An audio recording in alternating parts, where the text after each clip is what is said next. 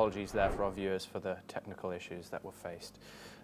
We now move over to the Middle East, where Iran's top security chief, speaking in Lebanon on Wednesday, pledged that his government would continue its support after the Lebanese government instructed the army to formulate a plan to disarm the Tehran-backed group Hezbollah.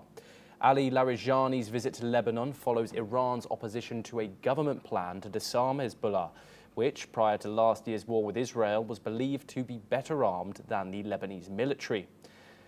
I have a quote here: "If the Lebanese people are suffering, we in Iran will also share their pain and will stand by the dear people of Lebanon under all circumstances," said Larijani, head of the National Security Council.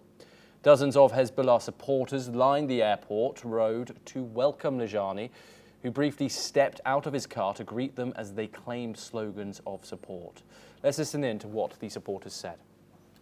جئت إلى هنا لأقول لهذا السفير نحن معكم لن نترككم لن نخذلكم لن نترك سلاحنا لن نتخلى عن دماء شهدائنا ولن نخذل دماء شهدائنا. أنا هلا جاي على طريق المطار لرحب بالسيد علي لاريجاني اللي جاي يوقف معنا، يوقف مع هيدي الشعوب.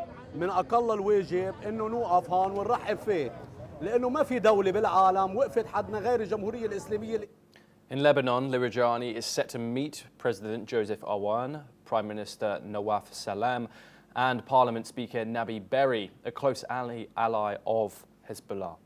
Iran has faced a series of setbacks in its long-standing rivalry with Israel, including during 12 days of open war between the two nations in June. We're now joined by Peter Baum, who's the foreign editor of the Weekly Blitz. He joins us live from London. Peter, thank you very much for joining us, as always. What are your thoughts on the current state of Hezbollah and Iran's, Lebanon's plan to hopefully get the group to disarm? However, the group have stood by their stance and says they are not going to.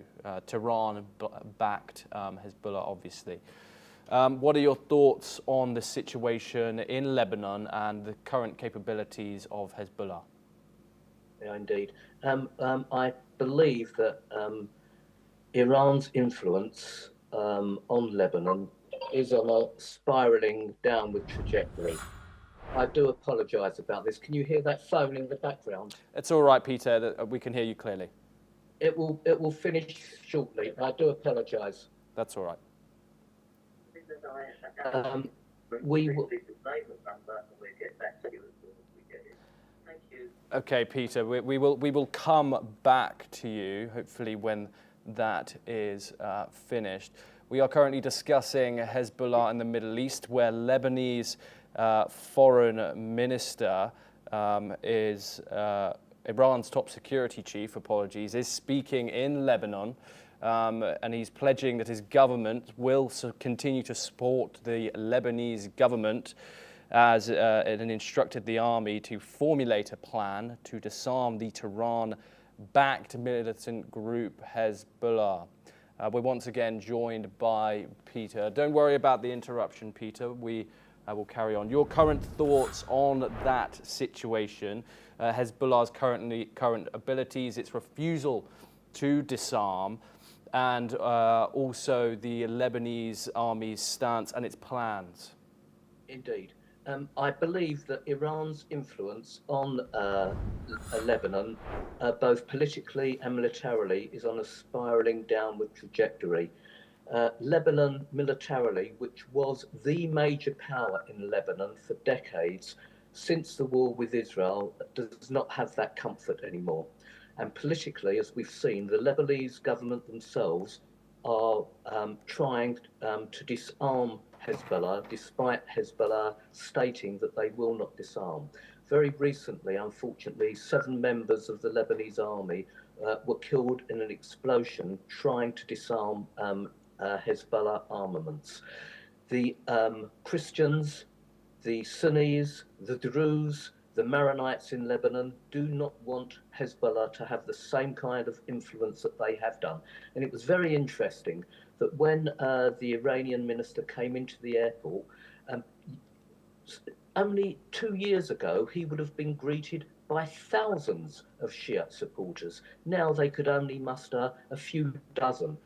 Very recently, Hezbollah tried to show a sign of strength in Lebanon. They had about 50 motorcyclists waving Hezbollah flags. Hezbollah's influence is declining, and Iran, unfortunately for the Shia in Lebanon, Iran's influence is also declining. And it's interesting that for the first time in decades, it seems politically and militarily, Hezbollah are not going to be the influence that they were only 2 years ago.